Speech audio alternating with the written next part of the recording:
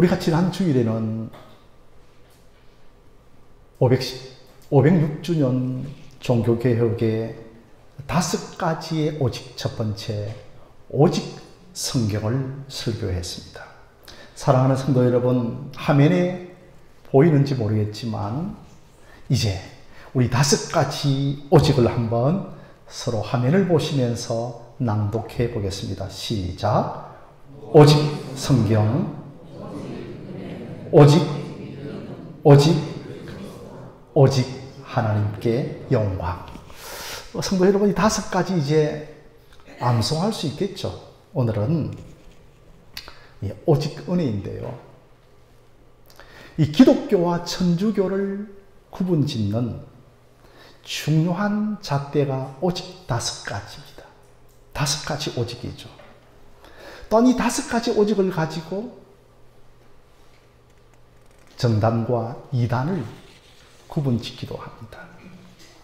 성경에서는 참 유명한 구절들이 많이 있지만 이 에베소서 2장 8절과 9절은 구원에 대하여서 명쾌하게 정리한 구절입니다. 이 구절은 또한 오직 은혜를 설명하는 구절이기도 합니다. 라틴어로는 여러분 솔라 그라티아, 이 그라티아라고 하는 것은 그레이스라는 뜻이죠. 아니, 우리는 이제 은혜라고 하는 말을 너무 자주 사용하다 보니까 아니 이제 은혜라는 말이 은혜가 안 될 때가 된 것 같습니다. 사랑하는 성도 여러분, 이 은혜라고 하는 말은 내가 받을 자격이 전혀 없고 나의 어떠한 행위로도 구원받을 수 없었는데 그저 예수님의 공로로 주시는 선물을 가리켜서 은혜라고 하는 것입니다. 자, 그렇다면 제일 첫 번째 성경에서 은혜라고 하는 것이 어디에서 나타날까요? 성경에서 은혜라고 하는 단어가 꼭 꼬집어서 나타나지 않지만 내용적으로 등장하는 것이 여러분 바로 우리가 죄를 지어 심판받고 죽어야 할 그 자리에서 은혜가 나타나는 겁니다.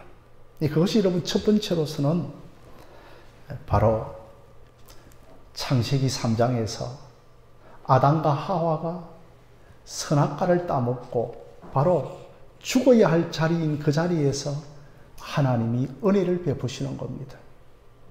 그래서 창세기 3장 21절에 보면 이 아담과 하와가 죄를 범하고서는 에덴 동산에 숨어버렸었습니다.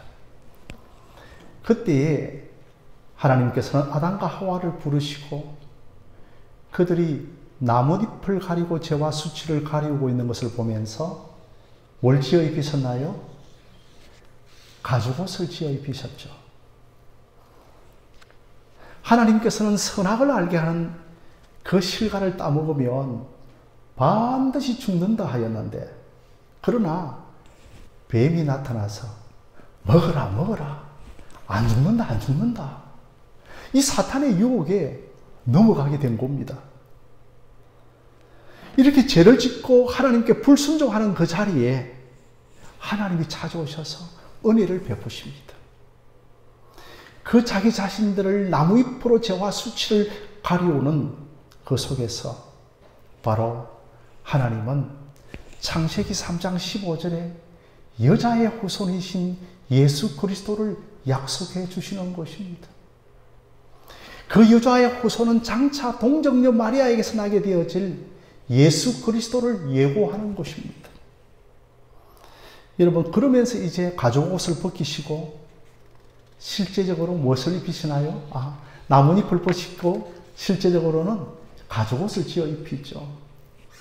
여러분, 이 가죽옷을 지어 입힌다고 하는 것은 짐승을 잡아야 가죽이 나오고 짐승을 잡으려면 피를 흘려야 되는 겁니다. 이것은 장차 오셔서 보혈의 피를 흘려 죽으심으로 우리의 죄가 예수 그리스도로 말미암아 가리워진다는 것을 말하는 것입니다.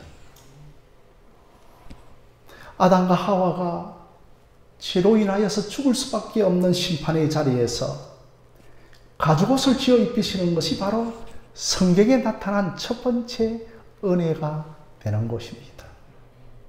아무리 너희들이 나뭇잎으로 재와 수치를 가려도 그 나뭇잎은 썩어지고 바람에 불면 날아가 버릴 것인데, 예수님께서 장차 오셔서 입혀주시는 그 의의 옷은 영원토록 우리의 죄와 수치를 가려준다는 것입니다. 그러니 여러분, 인간이 죄짓고 벌받는 심판의 자리에서 은혜가 나타난 것이죠. 둘째로 이 은혜가 나타난 곳은 창세기 6장의 홍수 심판의 자리입니다. 이 하나님의 아들들이요, 하나님을 반역한 사람의 자녀들을 흠모하고 사랑하기 시작했습니다. 그래서 여러분, 그들과 결혼까지 합니다. 이제는 신자와 불신자의 구분이 되지 않아야 할 정도로 모든 인류가 더 악하여져 가는 것이었습니다. 그래서 하나님께서는 내가 사람 지으심을 환탄하면서 비를 지면에 내리어 이 인간들을 다 썰어버리겠다고 계획하였습니다. 그런데 여러분, 그곳에서 또 은혜가 나타납니다. 이제는 실제적인 은혜라고 하는 단어가 나오는 겁니다. 창세기 6장 5절에 그럼에도 불구하고 뭐라고요? 노아는 은혜를 받았더라. 할렐루야입니다. 하나님께서는 홍수 심판을 앞두고 노아에게 은혜를 베풉니다. 이렇게 해서 여러분, 성경에서 또 두 번째 은혜가 나오는 것이죠. 세 번째는 은혜가 나타나는 것은 출애굽기 34장 6절입니다. 그때 하나님은 자기 자신을 이렇게 계시합니다. 나는 자비롭고 노하기를 더디하고 은혜로운 분이라고 자기를 이스라엘 백성들에게 소개합니다. 하나님은 자기 자신을 노하기를 더디하고 은혜롭고 자비로우신 분이라고 말하는 겁니다. 여러분, 이때가 언제인가 하면 모세가 시내산에 올라가서 십계명을 받으러 갔는데 이제 40일이 걸리니까 산 아래에서 모세가 내려옴을 더딤을 보고서는 자, 우리가 영도할 신을 만들자 하여서 뚝딱뚝딱 만들어 보니까 뭐가 만들어졌는가 하면 금송아지 우상을 만들어 버렸던 것이었습니다. 그걸 보고 모세가 얼마나 화가 치밀었던지, 이 거룩한 분노겠죠. 그 십계명을 돌판을 확 던져버립니다. 그러자 은혜롭고 노하기를 더디하시는 자비로우신 하나님께서는 모세야, 다시 올라오라. 내가 다시 십계명 돌판을 써주겠다고 말씀하시는 겁니다. 금송아지 우상을 섬기는 그 진노의 자리에서 하나님께서는 또 은혜를 베푸시는 것입니다. 사랑하는 성도 여러분, 이렇게 하나님께서는 은혜를 언제 베풀어 주시는가 하면 죄짓고 에덴 동산에 숨어있는 하와에게 은혜를 베풀고 아담에게 은혜를 베풀고 홍수 심판 중에 은혜를 베풀고 금송아지 우상 사건 중에 은혜를 베풀어 주시는 것입니다. 여러분, 이 공통점이 뭔가요? 죄짓고 심판받아야 할 마땅할 자리에서 하나님의 은혜가 쏟아지는 것입니다. 사랑하는 성도 여러분, 우리가 이 은혜를 받을 때는 우리 자신에게 있어서는 공짜지만 어느 누군가에게 이 하나님의 진도가 쏟아져야 하는 겁니다. 구약에서는 짐승이고 신약에서는 예수 그리스도이신 것을 믿으시기를 바랍니다. 우리도 마찬가지입니다. 우리에게 이 하나님의 은혜가 부어지기 위해서는 하나님의 진노와 심판을 누군가가 다 받아내고 있습니까? 바로 예수님이 받으시고 그 결과로 우리에게 쏟아지는 것은 은혜인 것입니다. 그래서 은혜를 우리가 생각할 때마다 내가 자랑할 것이 아무것도 없는 겁니다. 그러므로 바울은 뭐라고 고린도전서 15장 10절에 말씀하고 있습니까? 이 모든 것이 나의 나 된 것이 다 하나님의 은혜로다라고 고백을 하고 있는 겁니다. 내가 무엇을 하였기 때문에 은혜를 주신 것이 아니라 예수님이 그 무엇 때문에 우리에게 은혜를 주신 것입니다. 여자의 후손으로 오셔서 우리에게 가죽옷을 지어 입히신 것이 아니라 예수님 자신의 옷을 우리에게 입혀 주신 것입니다. 이 옷은 완전한 옷입니다. 받을 자격이 전혀 없는데 예수님이 내 대신 심판받으심으로 공짜로 얻은 것이구나. 이 은혜가 저와 여러분들에게 충만하기를 주님의 이름으로 소원드립니다. 네 번째로 여러분 마지막입니다. 네 번째로 이 은혜가 나타나는 자리가 어디입니까? 바로 성찬의 자리입니다. 성찬은 여러분 단지 예수님께서 죽으시고 부활하신 것을 기념하는 세리머니, 기념식이 아닌 것입니다. 여러분에게 한 가지 물어보겠습니다. 우리 앞에 있는 우리 연세 드신 분들, 이 성찬은 안 믿는 자가 먹을 수 있나요? 안 믿는 자는 먹을 수 없습니다. 이 성찬은 오직 은혜를 입은 자만 먹는 겁니다. 안 믿는 자가 불신으로 먹으면 그저 물질이죠. 그저 음식이죠. 음료죠. 그래서 우리는 성찬에 예수님의 뜻과 예수님의 몸과 예수님의 잔과 예수님의 피를 먹고 마심으로 말미암아 내가 하나님의 은혜를 입은 자구나를 확인하는 겁니다. 내가 내 대신 예수님께서 모든 것을 다 이루어주셨구나를 그 은혜를 생각하는 자리가 여러분 성찬이라는 겁니다. 아담과 하와가 죄를 지은 이래로 우리 인간에게는 하나님께 나아가는 길이 다 막혔습니다. 내 재주와 내 노력과 내 행위로는 죄를 해결할 수 없었고 심지어 심판을 받을 능력조차 없었습니다. 아무리 우리가 나뭇잎이라고 하는 이 문명과 이 문화로 우리를 가리려고 하여도 아무리 우리가 나뭇잎이라고 하는 자기의와 교양과 교육으로 우리를 가리려고 하더라도 결코 하나님 앞에서는 죄가 가려지지 아니하고 누가 우리를 대신하여 피 흘리심으로 우리에게 영원한 가죽옷을 지어 입혀야만 하였는 겁니다.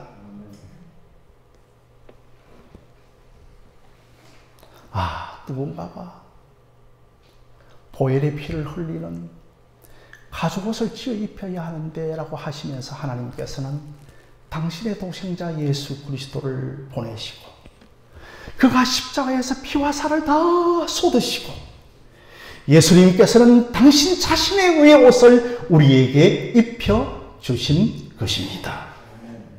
이것이 오직 은혜입니다. 여러분 한번 따라해 보실까요? 오직 은혜입니다. 시작. 오직 은혜입니다. 아니 그런데 천주교에서는 교황과 중세의 성도들의 중세의 성자들의 공덕으로 천국 갈 수 있고 면죄부를 귀하게 값지게 사면 우리의 그 죄가 가리워져서 천국 갈 수 있다라고 가르칩니다. 그러니 여러분 이게 오직 은혜가 아니라는 겁니다. 그저 우리 예수님의 오직 은혜가 한 75%밖에 안 되질 수도 있다는 겁니다. 예수 더하기 다른 은혜가 있기에 우리는 결코 이 오직 은혜를 타입해서는 안 된다는 겁니다. 자, 그렇다면 여러분 조금 전에도 네 번째 마지막이라고 했는데 마지막으로 우리에게 적용해 보면 이제 우리는 어떻게 하면 오직 은혜로 살아가야 할까요? 저는 이 말씀을 준비하면서 갈라디아서 2장 20절이 생각이 났습니다. 내가 그리스도와 함께 십자가에 못 박혔나니 그런 적이 이제 내가 산 것이 아니요 내 안에 그리스도께서 사는 것이라. 이제 내가 육체 가운데 사는 것이 아니라 하나님의 아들을 믿는 믿음 안에서 사는 것이라고 바울은 말씀을 했습니다. 왠지 오늘 우리 대표 기도자가 제가 설교할 내용들을 깊이 있게 기도하는 것을 보면서 성령의 교통이라고 하는 것을 느꼈습니다. 사랑하는 성도 여러분, 이제 우리는 내 자아로, 내 육체로 사는 사람들이 아니라 하나님의 은혜로 사는 사람들인 겁니다. 우리의 육체는 십자가에 못 박혔습니다. 장사되었습니다. 부고장을 돌린 겁니다. 우리의 자아가 십자가에 못 박혀야만 비로소 내가 예수님과 연합하여 내 안에 예수님이 사시는 겁니다. 하나님께서는 하나님의 은혜로 사는 사람을 기뻐하십니다. 그래서 우리가 하나님의 은혜로 산다 해서 뭔가 하늘에서 신비한 기운이 내려오고 능력이 내려오고 에너지가 내려오는 것을 우리는 은혜로 사는 것이 아니라 여러분의 마음 깊은 곳에 하나님 없이는 나는 단 1초도 지탱할 수 없습니다. 이제는 내 제조와 깨와 능력으로 사는 것이 아니라 오직 하나님을 의지하며 사는 것이 은혜로 사는 삶인 것입니다. 여러분, 우리가 시편을 읽어보면 내가 지금부터 너의 출입을 지키시리라고 합니다. 여러분, 출입은 뭡니까? 집 밖을 나가고 들어오는 것이지만 원어를 살펴보면 하나님, 나는 출입을 아무것도 내 스스로는 할 수 없어요. 심지어 저는 내 스스로 똥오줌도 못 갈아요. 내가 하나님 언제 똥을 싸야 할지 죄송합니다만 내가 언제 오줌을 싸야 할지 내 스스로 아무것도 결정할 수 없어요. 이것이 여러분 나의 출입을 지키시라고 하는 말씀인 겁니다. 하나님은 하나님을 의지하는 자를 기뻐하십니다. 애통하는 자는 복이 있나니 천국이 너희 것이며 가난한 자는 복이 있나니 천국이 너희 것이며 마음이 상한 자를 하나님께서는 기뻐하시는 겁니다. 이렇게 여러분 성도는 오직 은혜로 사는 것입니다. 여러분들이 지금까지 능동태의 인생을 살아온 겁니다. 교회당 문을 들어올 때도 보면 아직도 자기가 죽지 않아서 능동태의 인생을 살고 걸어 들어오는 영적인 모습이 가끔 보일 때가 있는 겁니다. 여러분, 이제 우리는 거룩한 수동태의 인생을 사는 겁니다. 오직 하나님의 은혜 없이는 살 수가 없는 겁니다. 이 교회 와서도 내 힘으로 하려고 하고 어떤 때는 내 힘으로 하려고 하고 어떤 때는 은혜로 하려고 하고 여러분, 이게 다 육체를 따라 살아가는 겁니다. 내 과거의 성공한 경험, 내 재주와 내 능력을 내 열심으로 하려다가 넘어지고 내 의가 생기고 교만이 나타나고 사람들을 판단하는 겁니다. 정죄하는 겁니다. 예수님께서 변화산에 올라가셨습니다. 이제 변화산에서 이제 내려오 보니까 같은 거죠, 여러분. 똑같죠. 모세가 산에 올라갔다가 내려와서 금송아지 우상 만든가 하고 예수님께 변화산에 올라갔다가 내려와서 제자들이 보니까 아니 귀신들을 쫓아내지 못하고 있는 겁니다. 제자들이 귀신들을 축사하고 있지는 못하였던 겁니다. 왜 축사를 하지 못했는가 하면 이전에 승리한 경험과 가락으로 물리치려고 했던 겁니다. 교회가 매뉴얼대로 하니까 안 되네라는 겁니다. 그때 예수님께서 너희들이 기도와 금식 외에는 이런 유가 나갈 수 없느니라고 하였던 겁니다. 여러분, 기도라는 것이 뭡니까? 금식이라고 하는 것은 오직 하나님의 은혜를 의지하는 것 아니겠습니까? 사랑하는 성도 여러분, 우리는 오직 하나님의 은혜로 사는 인생임을 기억하시기를 바랍니다. 구원도 은혜고 성화도 은혜고 천국까지 가는 것도 오직 하나님의 은혜인 겁니다. 영적으로 죄와 허물로 죽었던 우리가 살아남도 은혜요, 살아감도 은혜인 것을 기억하시기를 바랍니다. 그래서 여러분들이 은혜를 구해야 하고 은혜 안에 살아가야 하는 겁니다. 저와 여러분들이 은혜 안에 거하는 것이 능력인 줄로 믿습니다. 은혜를 멀리하지 마십시오. 은혜를 멀리하면 무능인 겁니다. 얼마나 우리가 은혜를 멀리하면 무능해지는지요. 누가복음에 탕자의 비유가 있지 않습니까? 아버지요, 내게 물려줄 유산을 주십시오 해서 많은 돈을 가지고 이제 먼 타국으로 갑니다. 내가 해보겠다는 겁니다. 결국은 취업 열매를 먹는 신세가 되어진 것입니다. 그 많은 돈을 가지고 내가 해보겠다라고 했지만 무능한 것이었습니다. 무능한 자였던 겁니다.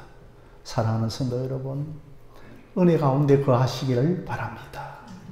그래서 우리는 오직 은혜라고 하는 겁니다. 사랑하는 성도 여러분, 은혜로 겸손해지시기를 바랍니다. 은혜로 힘을 얻으시기를 바랍니다. 나는 할 수 없지만 하나님은 하실 수 있기 때문에 우리에게 절망이 없는 겁니다. 은혜로 자랑하지 말고 은혜로 절망하지 않는 저와 여러분들이 되어지시기를 주님의 이름으로 축원드립니다.